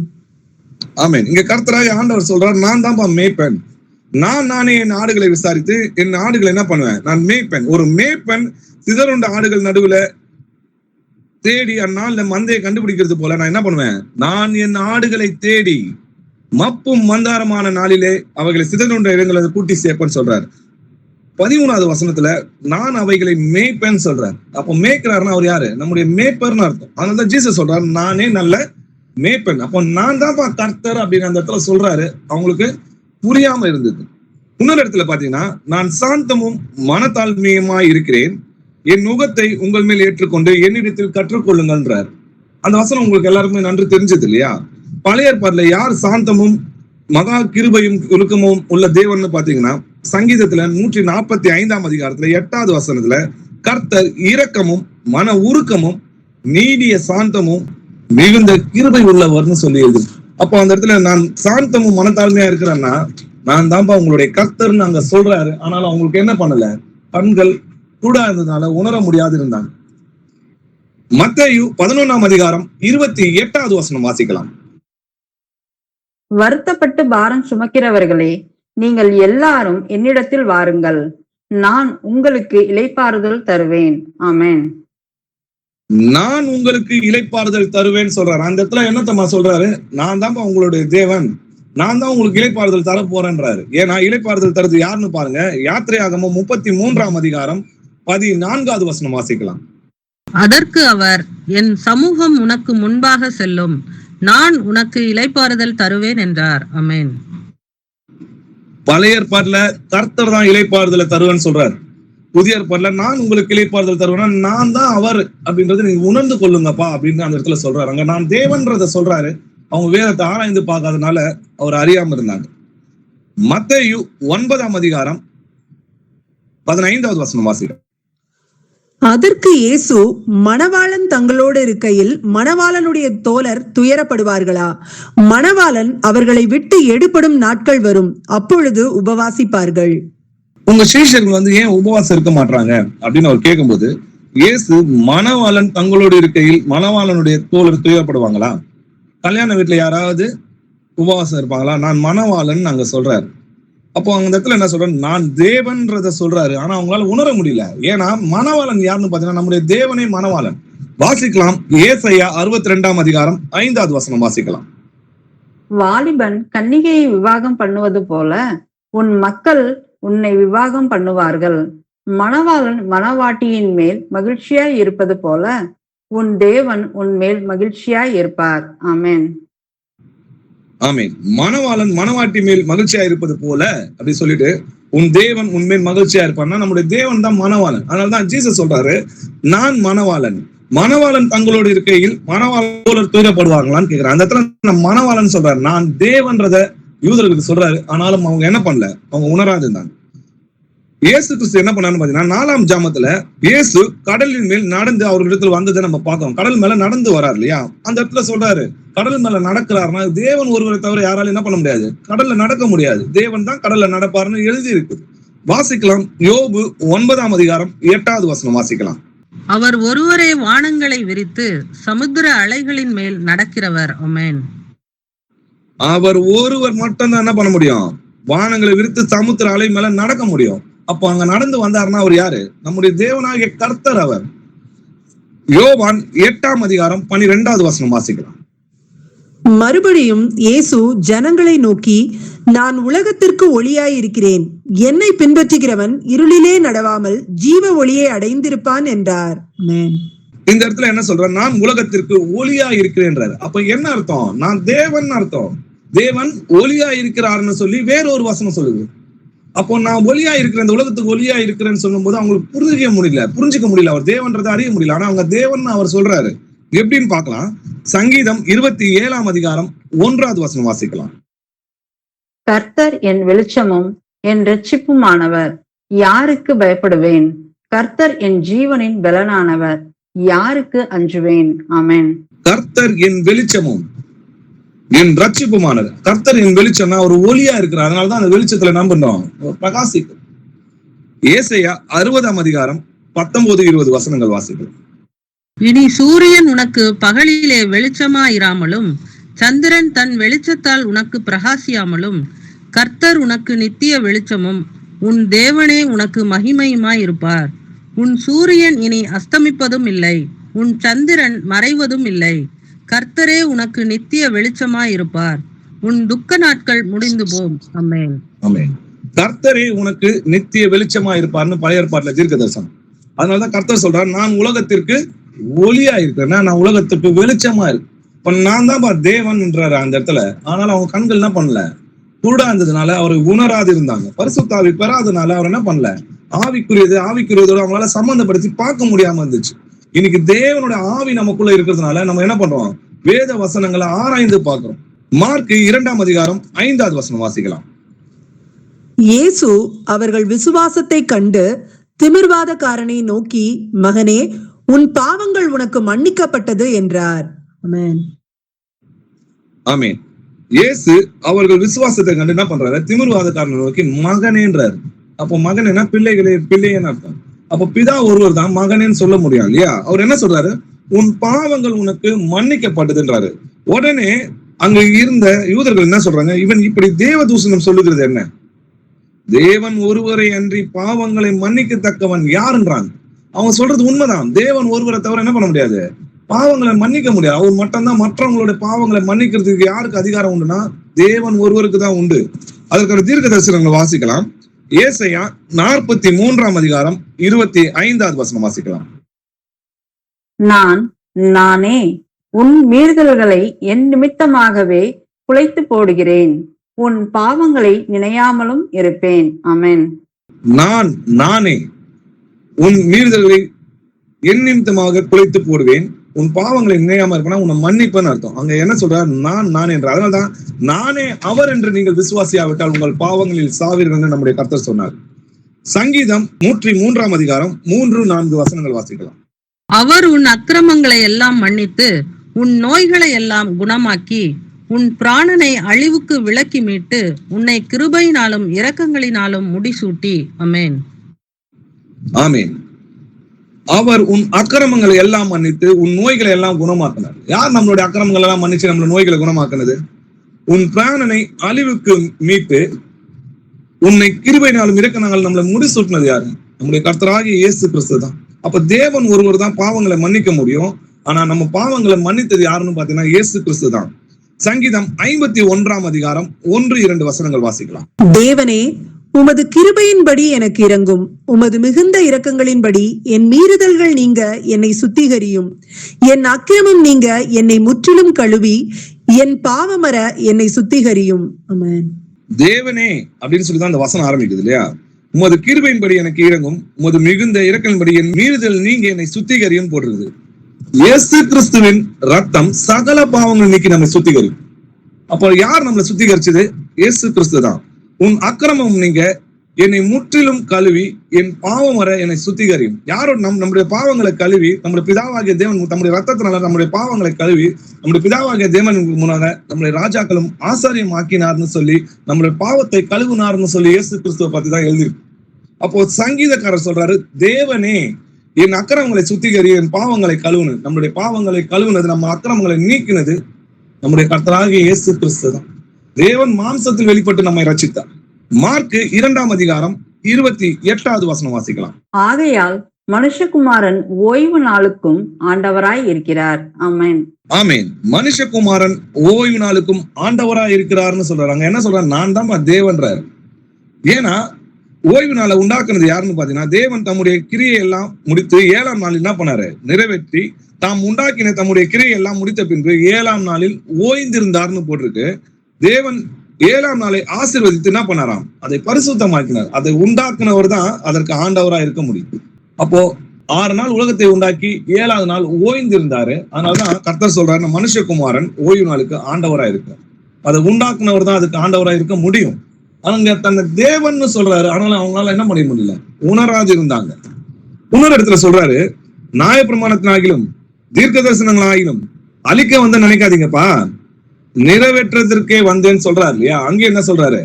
நான் தான் தேவன், நான் சொன்னதை நிறைவேற்றுறதுக்கு நான் வந்திருக்கிறேன். தன்னுடைய வாயினால் சொன்னதை தம்முடைய கரத்தினால் நிறைவேற்றினார்னு சொல்லி வேறொரு வேதவசனம் சொல்லுது. சரி, வாசிக்கலாம். என்னாகமம் 23ஆம் அதிகாரம் 19வது வசனம் வாசிக்கலாம். பொய் சொல்ல தேவன் ஒரு மனிதன் அல்ல, மனம் மாற அவர் ஒரு மனுபுத்திரனும் அல்ல. அவர் சொல்லியும் செய்யாதிருப்பாரா? அவர் வசனித்தும் நிறைவேற்றாதிருப்பாரா? ஆமேன். ஆமேன். பொய் சொல்ல தேவன் ஒரு மனிதன் கிடையாது, மனமாற அவர் ஒரு மனுபுத்திரனும் கிடையாது. அவர் சொல்லியும் செய்யாதிருப்பாரா? அவர் வசனித்தும் நிறைவேற்றாதிருப்பாரான்னு எழுதியிருக்கு. அப்போ நியாயப்பிரமாணத்தும் தீர்க்க சொன்னவர் தான் என்ன பண்றாரு? அதை மாம்சத்துல வந்து நிறைவேற்றுறாரு. தம்முடைய வாயினால் சொன்னதை தம்முடைய கரத்தினால் நிறைவேற்றுறாருன்றதை நம்ம பாக்குறோம். 2 கொரிந்தியர் 1ஆம் அதிகாரம் 20வது வசனம் வாசிக்கலாம். எங்களால் தேவனுக்கு மகிமை உண்டாகும்படி தேவனுடைய வாக்குத்தத்தங்கள் எல்லாம் இயேசு கிறிஸ்துவுக்குள் ஆம் என்றும் அவருக்குள் ஆமேன் என்றும் இருக்கிறதே. ஆமென். ஆமென். எங்களால் தேவனுக்கு மகிமை உண்டாகும்படி தேவனுடைய வாக்குத்தத்தங்கள்லாம் எப்படி இருக்குதா? இயேசு கிறிஸ்துக்குள் ஆம் என்றும் அவருக்குள் ஆமேன் என்றும் இருக்கிறது. அப்போ தேவன் சொன்ன வாக்குத்தத்தங்கள் எல்லாவற்றையும் நிறைவேற்றுகிறது யாரு? நம்முடைய கர்த்தராகிய இயேசு கிறிஸ்து. நான் சொல்றார் பழைய ஏற்பாட்டுல, இயேசு கிறிஸ்து தான் நிறைவேற்ற. அதனால ஜீசஸ் சொல்றார், நானே அவர் என்று நீங்கள் விசுவாசியாவிட்டா உங்கள் பாவங்களாலே சாவீர்கள். பிலாத்து என்ன கேட்கிறாருன்னு பாத்தீங்கன்னா, இயேசு சேனாதிபதிக்கு முன்பாக நிற்கிறாரு. சேனாதிபதி அவரை நோக்கி, நீ யூதருடைய ராஜாவா என்று கேட்டார். அதற்கு இயேசு கிறிஸ்து என்ன சொல்றாரு? நீ சொல்லுகிறபடிதான், நான் ராஜா தான்பா, நான் யூதருடைய ராஜா தான்றாரு. அப்ப அந்த இடத்துல என்ன சொல்றாரு? நான் தேவன்றத அவங்க சொல்றாரு. ஏன்னா கர்த்தர் தான் அவங்களுக்கு ராஜாவா இருந்தார். சாமுவேலு கிட்ட போய் எங்களுக்கு ஒரு ராஜாவை உண்டாக்கணும், எங்களுக்கு மனுஷனை போல ராஜாவை உண்டாக்கணும்னு கேக்குறாங்க. அப்போ சாமுவேல் சொல்வாரு, ஏன்பா கர்த்தரே உங்களுக்கு ராஜாவா இருக்கும்போது நீங்க ஒரு மனுஷனை போய் ராஜாவா கேக்குறீங்க? மனுஷன் ராஜாவாக்குனா நீங்க உங்க பிள்ளைங்களாம் நீங்க அடிமையாவீங்க. இதே கர்த்தர் ராஜாவா இருந்தா நீங்க சுயதினமா இருப்பீங்க அப்படின்னும் போது, இல்ல எங்களுக்கு மற்ற ஜாதி போல ஒரு மனுஷன் தான் எங்களுக்கு ராஜாவா வேணும் அப்படின்னு கேட்கும்போது, அது தகாத காணப்பட்டதால சாமுவேல் என்ன பண்ணுவார்? கர்த்தர் இடத்துல போய் விண்ணப்பம் பண்ணுவார். அப்ப கர்த்தர் என்ன சொல்லுவார் தெரியுமா உங்களுக்கு? அவங்க உன்னை தள்ளப்பா, நான் தான் அவங்களை ஆளாதபடி என்னதான் தள்ளினாங்க, நீங்க அவங்க சொல்றபடி எல்லாம் கேளு அப்படின்னு சொல்லி சவுல ராஜாவா ஏற்படுத்துறாரு இல்லையா? சரி, மனுஷனா ராஜாவை கேட்டாங்களே அப்படின்னு சொல்லிட்டு அவர் மனிதனா இறங்கி வந்தார். அப்போவாது அவங்க ஏத்துக்கிட்டாங்களா? அவர் என்ன பண்ணாங்க? அவரை பரிகாசம் பண்ணி அவரை அடித்து சிலுவையில் அரைஞ்சாங்க. தேவன் தான் அவங்களுக்கு ராஜா அப்படின்றத நம்ம புரிஞ்சுக்கணும். வாசிக்கலாம். எரேமியா 10ஆம் அதிகாரம் 10வது வசனம் வாசிக்கலாம். கர்த்தரோ மெய்யான தெய்வம், அவர் ஜீவனுள்ள தேவன், நித்திய ராஜா. அவருடைய கோபத்தினால் பூமி அதிரும், அவருடைய உக்கிரத்தை ஜாதிகள் சகிக்க மாட்டார்கள். ஆமென். கர்த்தரே மெய்யான தெய்வம், அவர் தான் ஜீவன் உள்ள தேவன், அவர் தான் நித்திய ராஜா. அதனால அவரை பார்த்து நீ ராஜாவான்னு கேட்கும், ஆமா நீ சொல்லுகிறபடி நான் அவர்தான், நான் தேவன் தான்றாரு. யூதர்களுடைய ராஜா கர்த்தர் தான்றதை நம்ம புரிஞ்சுக்கணும். தீமோத்தேயு வாசிக்கலாம். 1 தீமோத்தேயு 6ஆம் அதிகாரம் 15-16 வசனங்கள் வாசிக்கலாம். அந்த பிரசன்னமாகுதலை தேவன் தம்முடைய காலங்களில் வெளிப்படுத்துவார். அவரே நித்தியானந்தம் உள்ள ஏக சக்கராதிபதியும் ராஜாதி ராஜாவும் கர்த்தாதி கர்த்தாவும் ஒருவராய் சாவாமையுள்ளவரும் சேரக்கூடாத ஒளியில் வாசம் பண்ணுகிறவரும் மனுஷரில் ஒருவரும் கண்டிராதவரும் காணக்கூடாதவருமாய் இருக்கிறவர். அவருக்கே கனமும் நித்திய வல்லமையும் உண்டாயிருப்பதாக. அமேன். ஆமேன். அந்த பிரசன்னமாகுதலை தேவன் தம்முடைய காலங்களில் வெளிப்படுத்துவார். அவரே யாரு? தேவனே நித்தியானந்தம் உள்ள ஏக சக்கராதிபதி, ஒரே தேவன் அர்த்தம். ராஜாதி ராஜாவும் கர்த்தாதி கர்த்தரும். அப்போ ஒரே ஒருத்தர் தான் ராஜாதி ராஜா, கர்த்தாதி கர்த்தரு, நித்தியானந்தம் உள்ள ஏக சக்கராதிபதின்றதை நம்ம பாக்குறோம். அவர் எப்படியா? ஒருவராய் சாவாமை உள்ளவரும் சேரக்கூடாத ஒளியில் வாசம் பண்ணுகிறவரும் மனுஷரில் ஒருவரும் கண்டிராதவரும் காணக்கூடாதவரும் எழுதியிருக்கு. அவர் யாருன்னு பார்க்கலாமா? அந்த ராஜாதி ராஜா, அந்த கர்த்தாதி கர்த்தா யாருன்றதை பார்க்கலாம். வெளிப்படுத்தின விசேஷம் 17ஆம் அதிகாரம் 14வது வசனம் வாசிக்கலாம். இவர்கள் ஆட்டுக்குட்டியானவருடனே யுத்தம் பண்ணுவார்கள். ஆட்டுக்குட்டியானவர் கர்த்தாதி கர்த்தரும் ராஜாதி ராஜாவுமாய் இருக்கிறபடியால் அவர்களை ஜெயிப்பார். அவரோடு கூட இருக்கிறவர்கள் அழைக்கப்பட்டவர்களும் தெரிந்து கொள்ளப்பட்டவர்களும் உண்மையுள்ளவர்களுமாய் இருக்கிறார்கள் என்றான். ஆமென். ஆட்டுக்குட்டியானவர் யாராம்? கர்த்தாதி கர்த்தரும் ராஜாதி ராஜாவுமா இருக்கிறாராம். நம்ம இப்பதான் பார்த்தோம், தேவன் தான் கர்த்தாதி கர்த்தர் ராஜாதி ராஜா ஏக சக்கராதிபதினு பார்த்தோம். அப்போ நம்மளுக்கு 2 கர்த்தாதி கர்த்தர் 2 ராஜாதி ராஜா இல்லையா? அப்போ வெளிப்படுத்தின விஷயத்துல ஆட்டுக்குட்டியானவர் தான் கர்த்தாதி கர்த்தரும் ராஜாதி ராஜாவுமா இருக்கிறார்ன்றதை நம்ம பார்க்கணும். அப்போ தேவன் ஒருவர்ன்றதை நம்ம புரிஞ்சுக்கணும். அவர் தான் மனிதனாக இறங்கி வந்த நம்முடைய கர்த்தராகிய இயேசு கிறிஸ்துன்றதை புரிஞ்சுக்கணும். நான் முந்தினவரும் நான் பிந்தினவரும் தானேன்றாரு. வெளிப்படுத்தின விஷயத்துல பாத்தீங்கன்னா, நான் அல்பாவும் ஒமேகாவும் முந்தினவரும் பிந்தினவரமா இருக்கிறேன். காண்கிறது என்ன பண்ணேன்? ஒரு புஸ்தகத்துல எழுதி ஆசியால இருக்க 7 சபைகளுக்கு அனுப்புன்னு சொல்லி விளம்புகிறார். யார் முந்தினவர் யார் பிந்தினவர்னு பார்க்கலாம். ஏசாயா 44ஆம் அதிகாரம் 6வது வசனம் வாசிக்கலாம்.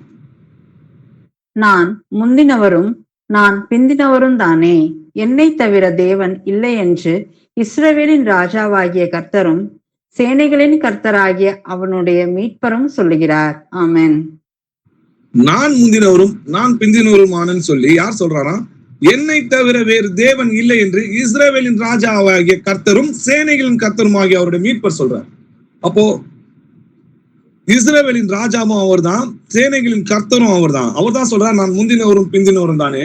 அதேதான் ஜீசஸ் சொல்றாரு, நான் தான் முந்தினவரும் நான் தான் பிந்தினவரும் சொல்றாரு. அங்க நான் தேவன்றத சொல்றாரு. அவங்க என்ன பண்ணல, இன்னமும் சில பேருக்கு இந்த வசனங்கள்லாம் இன்னும் புரியாம தான் இருக்கு. வெளிப்படுத்தின விசேஷம் 2ஆம் அதிகாரம் 18வது வசனம் வாசிக்கலாம். தியத்தீரா சபையின் தூதனுக்கு நீ எழுத வேண்டியது என்னவெனில், அக்கினி ஜுவாலை போன்ற கண்களும் பிரகாசமான வெண்கலம் போன்ற பாதங்களும் உள்ள தேவகுமாரன் சொல்லுகிறதாவது. ஆமென். ஆமென். இந்த தியத்தீரா சபைக்கு இந்த தூதனுக்கு யார் சொல்றான்னு பாத்தீங்கன்னா, நம்முடைய கர்த்தராகிய இயேசு கிறிஸ்து தான் தேவகுமாரன் சொல்லுகிறதாவது அப்படின்னு வாசிக்கிறோம் இல்லையா? அதிலே 23வது வசனம் வாசிக்கலாம். அவளுடைய பிள்ளைகளையும் கொல்லவே கொல்லுவேன். அப்பொழுது நானே உள்ளந்திரியங்களையும் இருதயங்களையும் ஆராய்கிறவர் என்று எல்லா சபைகளும் அறிந்து கொள்ளும். அன்றியும் உங்களில் ஒவ்வொருவனுக்கும் உங்கள் கிரியைகளின்படியே பலனளிப்பேன்.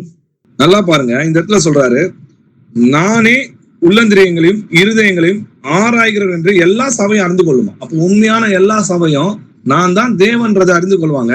அன்றியும் உங்களில் ஒவ்வொருவனுக்கு உங்கள் கிரியைக்கு ஏற்ற பலனை நான் அளிப்பேன்னு சொல்றாரு. அப்போ நாங்க தேவன் சொல்றாரு. ஏன்னா பழைய ஏற்பாட்டுல யார் இருதயத்தை சோதித்தறிந்து உள்ளந்திரியங்களை சோதித்தறிந்து பார்க்கிறா, யார் நீதியை சரி கட்டுறான்னு பார்க்கலாம். எரேமியா 20ஆம் அதிகாரம் 12வது வசனம் வாசிக்கலாம். ஆனாலும் நீதிமானை சோதித்தறிந்து உள்ளந்திரியங்களையும் இருதயத்தையும் பார்க்கிற சேனைகளின் கர்த்தாவே, நீர் அவர்களுக்கு நீதியை சரி கட்டுகிறதை காண்பேனாக. என் காரியத்தை உம்மிடத்தில் சாட்டிவிட்டேன். ஆமென். ஆமென். அப்போ சேனைகளின் கர்த்தா தான் நீதிமானை சோதித்திருந்து உள்ளந்திரியங்களையும் இருதயத்தை சோதித்து பார்த்து அவங்களோட கிரியைக்கு ஏற்ற பலனை அளிக்கிறாருன்ற பாக்குறோம். வெளிப்படுத்தின விஷயத்துல இயேசு கிறிஸ்து சொல்றாரு, நானே உள்ளந்திரியங்களையும் இருதயங்களையும் மாறாயிருன்னா நான் தான் தேவன் அப்படின்றது அந்த இடத்துல சொல்றாரு. இன்னமும் அவங்களுடைய கண்கள் என்ன பண்றது இருக்கு. மார்க் 10ஆம் அதிகாரம் 24வது வசனம் வாசிக்கலாம். சீசர்கள் அவருடைய வார்த்தைகளை குறித்து ஆச்சரியப்பட்டார்கள். இயேசு பின்னும் அவர்களை நோக்கி, பிள்ளைகளே, ஐஸ்வர்யத்தின் மேல் நம்பிக்கையா இருக்கிறவர்கள் தேவனுடைய ராஜ்யத்தில் பிரவேசிக்கிறது எவ்வளவு அரிதா இருக்கிறது. ஆமென். ஆமென். இயேசு கிறிஸ்து அவங்கள பார்த்து என்ன சொல்றாரு? அவர்கள் நோக்கி பிள்ளைகளேன்னு சொல்றாரு. அப்போ பிள்ளைகள்னா அவர் யாரு? பிதான்னு அர்த்தம். நமக்கு 2 அப்பா இருக்க முடியுமா? அப்போ 2 அப்பா இருந்தா நம்ம என்னது? அது வேசித்தனத்துக்கும் காம விகாரத்துக்கும் புரட்டுகிறதா இருக்குன்னு சொல்லி யூதால எழுதியிருக்கு. வெளிப்படுத்தின விசேஷம் 21ஆம் அதிகாரம் 7வது வசனம் வாசிக்கலாம். ஜெயம் கொள்கிறவன் எல்லாவற்றையும் சுதந்தரித்துக் கொள்ளுவான். நான் அவன் தேவனாயிருப்பேன், அவன் என் குமாரனாயிருப்பான். ஆமென். ஜெயம் கொள்கிறவன் எல்லாவற்றையும் சுதந்திரித்துக் கொள்ளுவான். நான் அவன் தேவனா இருப்பேன்னா, நான் அவனுக்கு ஒரு பிதாவா இருப்பேன், அவன் என் குமாரனா இருப்பேன். ஏன்னா தேவன் தான் அவங்களுடைய பிதா. வாசிக்கலாம். ஏசாயா 63ஆம் அதிகாரம் 16வது வசனம் வாசிக்கலாம். தேவரீர் எங்கள் பிதாவாய் இருக்கிறீர். ஆபிரகாம் எங்களை அறியான், இஸ்ரவேலுக்கு நாங்கள் அறியப்பட்டவர்களும் அல்ல. கர்த்தாவே, நீர் எங்கள் பிதாவும் எங்கள் மீட்பருமாய் இருக்கிறீர். இது பூர்வ காலம் முதல் உம்முடைய நாமம். ஆமென். ஆமீன். அங்க பிள்ளைகளேன்னு அவரை பார்த்து சொல்லும் போது அங்க என்ன சொல்றாரு? நான் தேவன்றத சொல்றாரு. ஆனாலும் அவங்க கண்கள் என்ன பண்ணல, அது கூட இருந்ததுனால அந்த டைம்ல அவங்களால உணர்ந்து கொள்ள முடியல. இன்னைக்கு அநேக பேருடைய கண்கள் கூட இருக்கிறதுனால என்ன பண்ண முடியல, இயேசுவை தேவன்றது அறிய முடியும். நியாயத்தீர்ப்பு தேவனுடையதுன்னு சொல்லி எழுதிருக்கு இல்லையா? வாசிக்கலாம். யோவான் 5ஆம் அதிகாரம் 22வது வசனம் வாசிக்கலாம். அன்றியும் பிதாவை கனம் பண்ணுகிறது போல எல்லாரும் குமாரனையும் கனம் பண்ணும்படிக்கு பிதாவானவர் தாமே ஒருவருக்கும் நியாய தீர்ப்பு செய்யாமல் நியாய தீர்ப்பு செய்யும் அதிகாரம் முழுவதையும் குமாரனுக்கு ஒப்பு கொடுத்திருக்கிறார். ஆமென். ஆமீன். நியாய தீர்ப்பு நான் தான்ப்பா செய்ய போறேன், நியாய தீர்ப்பு செய்ய அதிகாரம் எனக்கு இருக்குது, முழுதுமா ஒப்பு கொடுக்கப்பட்டிருக்குதுன்றாரு. அந்த இடத்துல என்ன சொல்றாரு? நான் தான் பிதா, நான் தான் உங்களுடைய தேவன் சொல்றாரு. ஏன்னா நியாய தீர்ப்பு யார் செய்வான்னு எழுதிருக்குன்னா, தேவன் தான் நம்மளை நியாயம் தீர்ப்பார்னு வசனம் எழுதியிருக்கு. வாசிக்கலாம். சங்கீதம் 51ஆம் அதிகாரம் 4வது வசனம் வாசிக்கலாம். தேவரீர் ஒருவருக்கே விரோதமாக நான் பாவம் செய்து உமது கண்களுக்கு முன்பாக பொல்லாங்கானதை நடப்பித்தேன். நீர் பேசும்போது உம்முடைய நீதி விளங்கவும், நீர் நியாயம் தீர்க்கும் போது உம்முடைய பரிசுத்தம் விளங்கவும் இதை அறிக்கையிடுகிறேன். தேவரீர் ஒருவருக்கே விரோதமா நான் பாவம் செஞ்சேன்னு சொல்லி பாவ அறிக்கை சொல்றாரு. நீர் பேசும்போது, நான் நியாய தீர்ப்புல நீர் பேசும்போது உம்முடைய நீதி விளங்கவும், நீர் நியாயம் தீர்க்கும் போதுன்னு சொல்லி யாரை பார்த்து சொல்றாரு? தேவரீர்னு சொல்றாரு. அப்போ தேவர் தான் நம்மள நியாயம் தீர்க்க போறாரு இல்லையா? உம்முடைய பரிசுத்தம் விளங்கும் இதை அறிக்கை எடுக்கிறேன். நியாய தீர்ப்புல என்னோட குற்றம் விளங்காதபடிக்கு இன்றைக்கே நான் மனம் திரும்பி என்னோட பாவங்களை நான் அறிக்கை செய்யறேன்னு சொல்றாரு. அப்போ நீர் நியாயம் தீர்க்கும் போதுன்னு சொல்லி அங்க சொல்றாரு. நம்மள நியாயம் தீர்க்க போறது கர்த்தர், நம்முடைய இயேசு கிறிஸ்து தான் நம்மள நியாயம் தீர்க்கிறாரு. அதனாலதான் நியாய தீர்ப்பு செய்யும் அதிகாரம் முழுவதும் எனக்கு ஒப்பு கொடுக்கப்பட்டிருக்குதுன்னு சொன்னா, நான் உங்களுடைய தேவன் சொல்றாரு. 1 பேதுரு 1ஆம் அதிகாரம் 17வது வசனம் வாசிக்கலாம். அன்றியும் பட்சபாதம் இல்லாமல் அவனவனுடைய கிரியைகளின்படி நியாயம் தீர்க்கிறவரை நீங்கள் பிதாவாக தொழுது கொண்டு வருகிறபடியால் இங்கே பரதேசிகளாய் சஞ்சரிக்கும் அளவும் பயத்துடனே நடந்து கொள்ளுங்கள். ஆமென். ஆமென். பழைய ஏற்பாட்டுல பாத்தீங்கன்னா சங்கீதம் 105ஆம் அதிகாரம் 7வது வசனத்துல அவரே நம்முடைய தேவனாகிய கர்த்தர், அவரே அவருடைய நியாய தீர்ப்புகள் பூமி எங்கும் விளங்கும் போட்டிருக்கு. அதனால்தான் பேதுரு சொல்றாரு, அவனவன் கிரியையின்படி நியாயம் தீர்க்கிறவரை நீங்க என்ன பண்றீங்க? பிதாவாக தொழுது கொள்கிறபடியால். யார் நம்மள நியாயம் தீர்க்கிறா? நம்முடைய கர்த்தராகிய இயேசு கிறிஸ்து. அவரை இவங்க என்ன பண்றாங்களாம்? பிதாவாக தொழுது கொள்றாங்களாம் யூதர்கள். பேதுரு யூதர்களுக்கு அப்போஸ்தலர்ன்றது நம்ம புரிஞ்சுக்கணும். அப்போ அவங்களுக்கு எழுதும் போது என்ன சொல்றாரு? உங்களை நியாயம் தீர்க்கிறவர் நீங்க என்ன பண்றீங்கப்பா? பிதாவாக தொழுது கொள்றீங்க. அவர் தான் நம்முடைய கர்த்தராகிய இயேசு கிறிஸ்து தான் நம்மளை நியாயம் தீர்க்கிறார். அவர் தான் நம்முடைய கர்த்தர்ன்றதை நம்ம புரிஞ்சுக்கணும். மத்தேயு 25ஆம் அதிகாரம் 31வது வசனம் வாசிக்கலாம். அன்றியும் மனுஷகுமாரன் தமது மகிமை பொருந்தினவராய் சகல பரிசுத்த தூதரோடும் கூட வரும்போது தமது மகிமையுள்ள சிங்காசனத்தின் மேல் வீற்றிருப்பார். ஆமென். மனுஷகுமாரன் தமது மகிமை பொருந்தினவராய் போட்டிருக்குது. இன்னொரு வசனத்துல என்ன போட்டிருக்கு? பிதாவின் மகிமை பொருந்தினவராய் போட்டிருக்குது. அப்போ பிதாவும் அவர்தான், குமாரனும் அவர்தான்ன்றதை நம்ம புரிஞ்சுக்கணும். சகல பரிசுத்த தூதரோடும் கூட வரும்போது தம்முடைய மகிமை உள்ள சிங்காசனத்தில் என்ன பண்ணுவாராம்? வீற்று இருப்பார்னு போடுறது. யார் சிங்காசனத்துல வீற்று இருக்குதுன்னு பார்க்கலாம். யோவேல் 3ஆம் அதிகாரம் 12வது வசனம் வாசிக்கலாம். ஜாதிகள் எழும்பி யோசபாத்தின் பள்ளத்தாக்குக்கு வருவார்களாக, சுற்றிலும் உள்ள ஜாதிகளை நியாயம் தீர்க்க அங்கே நான் வீற்றிருப்பேன். அப்போ ஜாதிகளை நியாயம் தீர்க்க நான் என்ன பண்ணுவேன்? நான் வீற்று இருப்பேன்னு சொல்லி அங்க கர்த்தர் சொல்றேன். ஐயாம்னு அர்த்தம். அப்ப நான் வீட்டில் இருப்பேன்னு சொல்றாரு. ஆனா யார் எங்க வீட்டில் இருக்குது? சிங்காசனத்தின் மேல் நான் வீட்டில் இருப்பேன்னு அப்போஸ்தலர்கிட்ட சொல்லும் போது நான் உங்களுடைய தேவன் பான்றாரு. ஆனா அந்த டைம்ல அவங்க என்ன பண்ணல, உணராதிருந்தாங்க. ஆனா அதுக்கப்புறம் பரிசுத்த ஆவியை பெற்ற பிறகு அவர் தான் நம்முடைய கர்த்தர் என்பதை அறிந்து சுவிசேஷம் அறிவிச்சாங்க. மத்தேயு 25ஆம் அதிகாரம் 32-33 வசனங்கள் வாசிக்கலாம். அப்பொழுது சகல ஜனங்களும் அவருக்கு முன்பாக சேர்க்கப்படுவார்கள். மேய்ப்பனானவன் செம்மறி ஆடுகளையும் வெள்ளாடுகளையும் வெவ்வேறாக பிரிக்கிறது போல அவர்களை அவர் பிரித்து செம்மறி ஆடுகளை தமது வலது பக்கத்திலும் வெள்ளாடுகளை தமது இடது பக்கத்திலும் நிறுத்துவார். ஆமென். ஆமென். இங்க செம்மறி ஆடு வெள்ளாடு நியாய தீர்ப்பு இருக்கிறதுன்றத நம்ம பாக்குறோம். அப்போ இதை யார் செய்வா அப்படின்றத தீர்க்க தரிசனத்துல போய் நம்ம ஆராய்ந்து பார்க்கலாம். அப்போ செம்மறி ஆடுக்கும் வெள்ளாடுக்கும் நியாயம் தீர்ப்பம்பா அப்படின்னு சொல்லும் போது நான் தான் உங்களுடைய தேவன்றத கர்த்தர் சொல்றாரு. வாசிக்கலாம். எசேக்கியேல் 34ஆம் அதிகாரம் 20வது வசனம் வாசிக்கலாம். ஆகையால் கர்த்தராகிய ஆண்டவர் அவைகளை நோக்கி, இதோ நானே கொழுத்த ஆடுகளுக்கும் இளைத்த ஆடுகளுக்கும் நியாயம் தீர்ப்பேன். ஆமென். கர்த்தராகிய ஆண்டவர் என்ன சொல்றாரு?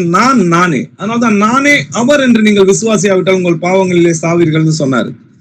நானே கொழுத்த ஆடுகளுக்கும் இளைத்த ஆடுகளுக்கும் நியாயம் தீர்ப்பேன்றாரு. அதிலே 22வது வசனம் வாசிக்கலாம். எசேக்கியேல் 34ஆம் அதிகாரம் 22வது வசனம்.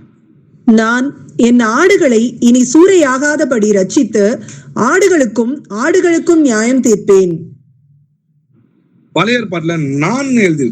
அப்ப நாலுமே அங்க தேவனாகிய கர்த்தர் அவர் என்ன சொல்றாரு? ஆடுகளுக்கும் நியாயம் தீர்ப்பன்றாரு. ஜீசஸ் புதிய ஏற்பாட்டுல செம்மறி ஆடுக்கும் வலது பக்கத்துல இருக்கிற ஆடுக்கும் இடதுபுற ஆடுக்கும் வெள்ளாடுக்கும் செம்மறி ஆடுக்கும் என்ன பண்ணுவேன்? நான் நியாயம் தீர்ப்பன்றாரு.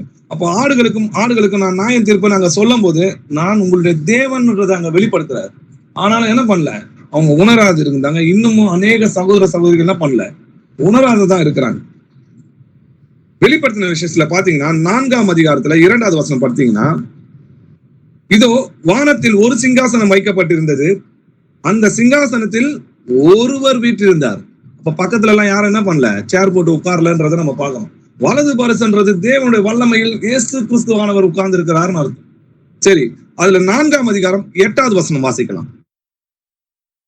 அந்த 4 ஜீவன்களிலும் ஒவ்வொன்று அவ்வாறு சிறகுகளுள்ளவைகளும் சுற்றிலும் உள்ளேயும் கண்களால் நிறைந்தவைகளுமாய் இருந்தன.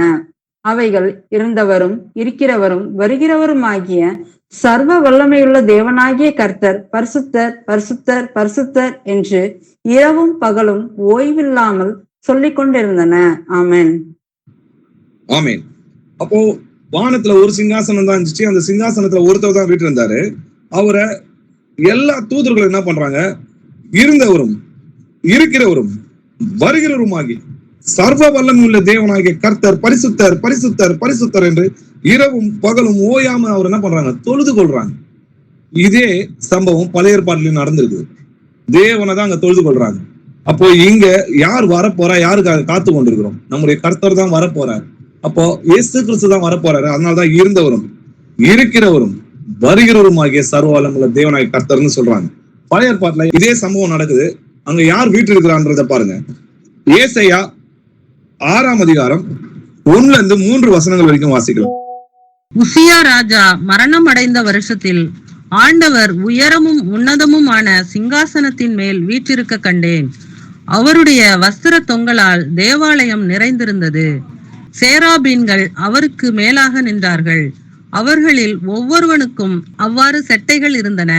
அவனவன் 2 செட்டைகளால் தன் முகத்தை மூடி, 2 செட்டைகளால் தன் கால்களை மூடி, 2 செட்டைகளால் பறந்து ஒருவரை ஒருவர் நோக்கி, சேனைகளின் கர்த்தர் பரிசுத்தர் பரிசுத்தர் பரிசுத்தர், பூமி அனைத்தும் அவருடைய மகிமையால் நிறைந்திருக்கிறது என்று கூப்பிட்டு சொன்னார்கள். ஆமென். ஆமென். சேனைகளின் கர்த்தர் சிங்காசனத்து மேல வீட்டு இருக்கிறாரு. அப்போ சேராபீன்கள் என்ன பண்றாங்க?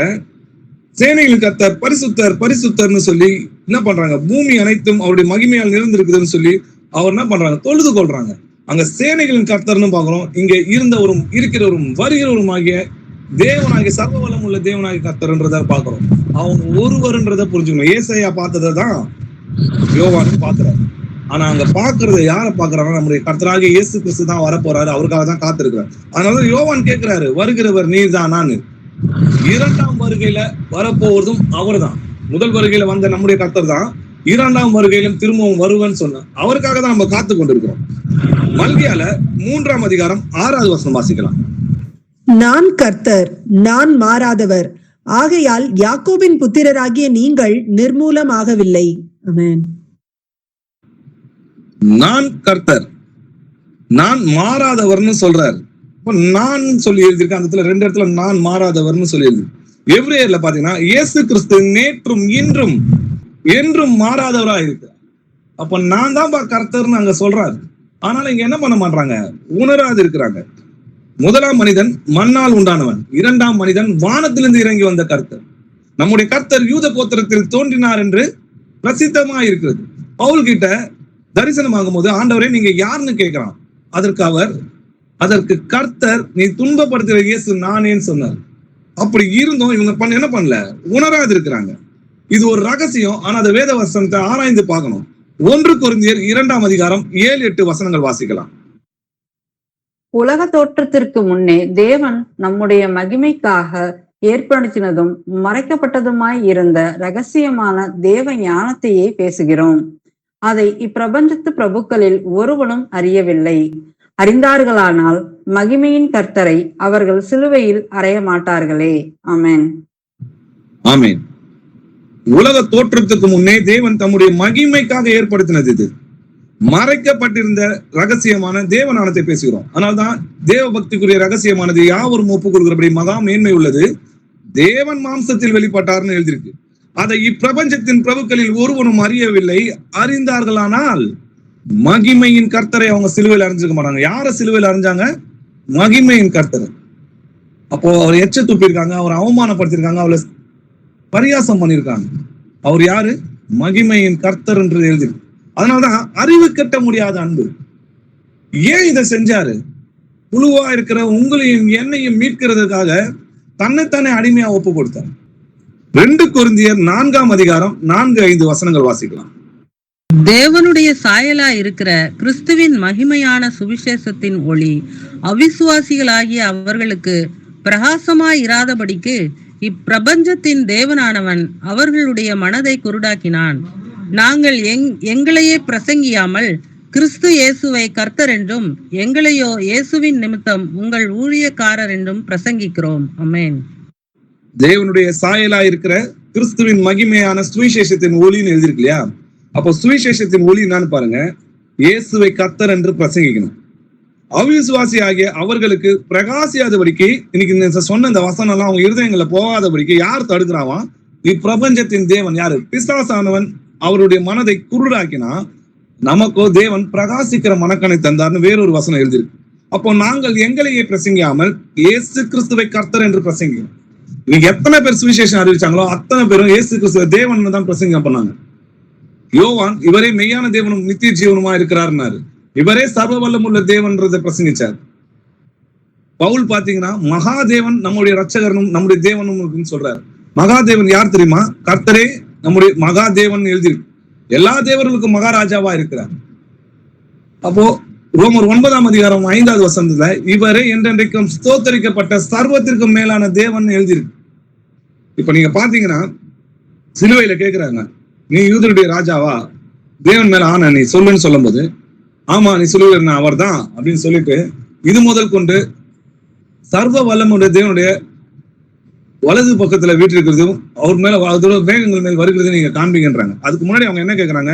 நீ ஸ்தோத்தரிக்கப்பட்ட தேவனுடைய குமாரனாகிய கிறிஸ்து தானான்னு கேட்கிறாங்க. அப்போ ஸ்தோத்தரிக்கப்பட்ட தேவனுடைய குமாரனாகிய கிறிஸ்து தானான்னு கேட்கும்போது ஆமான்றாரு. ஆனா பவுல் சொல்றாரு இவரே என்றென்றைக்கும் ஸ்தோத்தரிக்கப்பட்ட சர்வத்திற்கும் மேலான தேவன் சொல்றாரு. சர்வ வல்லவரோட வலது பரிசத்தில் வீட்டில் இருக்கிறத நீங்க காண்பீங்கன்றாரு. யோவான் பார்த்துதான் சொல்றாரு வெளிப்படுத்தின விஷயத்துல, நான் அல்பாவும் ஒமேகாவும் ஆதியும் அந்தமமுமா இருக்கிறேன், நான் சர்வ வல்லமுள்ள கர்த்தர்னு சொல்றதை எழுதி இருக்கிறேன். அவ்வளவு வசனங்கள் இருந்தும் என்ன பண்ணல, இவங்களுடைய கண்கள் குருடா இருக்குது. ஏசாயா 43ஆம் அதிகாரம் 11வது வசனம் வாசிக்கலாம். நானே கர்த்தர், என்னை அல்லாமல் இரட்சகர் இல்லை. நானே கர்த்தர், என்னை அல்லாமல் இரட்சகர் இல்லைன்றாரு. அது யார் சொல்றாருன்றத பாருங்க. ஓசியா 13ஆம் அதிகாரம் 4வது வசனம் வாசிக்கலாம். நான் உன்னை எகிப்து தேசத்திலிருந்து அழைத்து வந்தது முதல் உன் தேவனாகிய கர்த்தராய் இருக்கிறேன். ஆகையால் நீ என்னை அன்றி வேறே தேவனை அறிய வேண்டாம். என்னை அன்றி இரட்சகர் ஒருவரும் இல்லை. ஆமென். ஆமென். நானே கர்த்தர், என்னை எல்லாம் உங்களுக்கு ரட்சகர் கிடையாதுன்றாரு.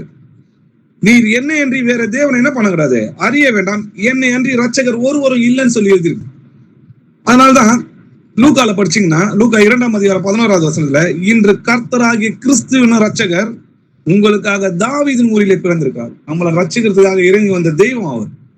அதை உணராம இன்னமும் திருத்துவம், அவரை தேவன் கிடையாது, அவர் தூதர் இப்படின்னு சொல்லி தேவதூசனை சொல்லி கொண்டு இருக்கிறாங்க. பிலிப்பியர் 3ஆம் அதிகாரம் 20வது வசனத்துல சொல்லுது, நம்முடைய குடியிருப்போ பரலோகத்தில் இருக்கிறது. அங்க எப்படி இருக்கிறாராம், அங்கே இருந்து கர்த்தராய் இருக்கிற இயேசு எப்படி இருக்கிறாராம், கர்த்தராய் இருக்கிற இயேசு கிறிஸ்து என்னும் ரட்சகர் வர நம்ம எதிர்பார்த்து கொண்டிருக்கோம். அப்போ ஒரே கர்த்தரும் ஒரே விசுவாசமும் ஒரே ஞானஸ்தானம்னா, ஒரே தேவன் தான் நமக்காக மனிதனாய் இறங்கி வந்து நம்ம ரட்சித்தார். ஒரே கர்த்தர் தான். இஸ்ரவேலே கேள், நம்முடைய தேவனாகிய கர்த்தர் ஒருவரே கர்த்தர். இதுதான் நம்மளுடைய விசுவாசமா இருக்கணும். ஒரே ஞானஸ்தானம்னா இயேசு கிறிஸ்து நாமத்துல எடுக்க பேர் தான் ஞானஸ்தானம். பேதுரு அவர்களை நோக்கி, நீங்கள் மனம் திரும்பி ஒவ்வொருவரும் பாவ மன்னிப்பு என்று இயேசு கிறிஸ்து நாமத்தினால் ஞானஸ்தானம் பெற்றுக் கொள்ளுங்கள், அப்போதுதான் பரிசுத்த ஆவி வரங்களை நம்மளால பெற முடியும். அப்போ வசனம் தெளிவா சொல்லுது, அவரால் அன்றி வேறு ஒருவராலும் ரட்சிப்பு கிடையாது. நாம் ரட்சிக்கப்படும்படிக்கு வானத்தின் கீழெங்கும் மனுஷருக்குள்ளேயும் அவருடைய நாமமே அல்லாமல் வேறொரு நாமம் என்ன பண்ண கிடையாது, நமக்கு கட்டளிடப்படல. அப்ப நம்ம ரட்சிக்க பண்ணோம்னா இயேசு கிறிஸ்து நாமத்துல நம்ம ஞானஸ்தானம் எடுக்கும். அது உடன்படிக்கை, அது மாம்ச அழுக்கை நீக்கிறதாக இல்லாமல் அது நல் மனசாட்சியின் உடன்படிக்கையாக இருந்து நம்மை ரட்சிக்கிறதுன்னு சொல்லி வேதத்துல எழுதிருக்கு. அப்ப இயேசு கிறிஸ்துவ தேவன்றதை விசுவாசிக்கும் போதுதான் விசுவாசத்தில் பிறக்கிறதே அன்பு. அப்போ என்னுடைய அக்கிரமங்களுக்காக, என்னுடைய பாவங்களுக்காக, எனக்காக தான்ப்பா எல்லாத்தையும் அவர் பொறுமையா இருந்தாரு. ஒரு வசனம் இருக்குது, பிள்ளைகளை மகிமையில் கொண்டு வந்து சேர்ப்பதற்காக அவர் என்ன பண்ணாராம், அவமானத்தை எண்ணாமல் அதை சந்தோஷமாக சகித்தார்னு எழுதிருக்கு. அப்போ அறிவு கட்ட முடியாத அன்பின் ஆழம், அகலம், உயரம், நீளம் என்னது என்று போய் கற்றுக்கொள்ளும். அப்படிப்பட்ட மகத்துவம் உள்ள தேவன், தேவ தூதர்களும் அவருக்கு முன்னாடி என்ன பண்ண முடியாது, உட்கார முடியாது. அவர் சிறகுகளால் அவங்களை மூடிக்கிட்டு பரிசுத்தர் பரிசுத்தர் பயந்து துதிக்கிற கர்த்தர் தான் நமக்காக அடிமையின் சாயலாகி மனித ரூபமாய் காணப்பட்டார். அவரை கொண்டு போய் அவங்க என்ன பண்ணாங்க, சிலுவையில் அரைஞ்சாங்க. அதனால்தான் இப்பிரபஞ்சத்தின் பிரபுக்களில் ஒருவனும் அறியவில்லை, அறிந்தார்கள் மகிமையின் கர்த்தர் என்ன பண்ண மாட்டாங்க, சிலுவையில் அறிந்திருக்க மாட்டாங்க. அப்போ இயேசு கிறிஸ்துவை தேவன் என்பதை அறிகிறதுனாலதான் நம்ம உறுதியா நிற்க முடியும். அப்போ இயேசு கிறிஸ்துவை விசுவாசிக்கிறது மூலமா தான் நம்ம நீதிமனாகப்பட்டோம். ஆபிரகாம் தேவனை விசுவாசித்தான், அது நீதியாக அனுப்பப்பட்டது. அதே போல இயேசு கிறிஸ்துவை தேவன் நீங்க விசுவாசிச்சீங்கன்னா தான் நீங்க நீதிமான் ஆக முடியும். அவர் நமக்குள்ள வருவாரு, அவர் நமக்குள்ள இயேசு கிறிஸ்து தான் எனக்காக, தேவன் தான் எனக்காக மனிதனா இறங்கி வந்தார்னு அவரை நீங்க விசுவாசிக்கும் போது விசுவாசத்தில் பிறக்கிறதே அன்பு. அந்த அன்பு தான் பரிசுத்த ஆவியானவரா கிறிஸ்து நமக்குள்ள உருவாகிறார்.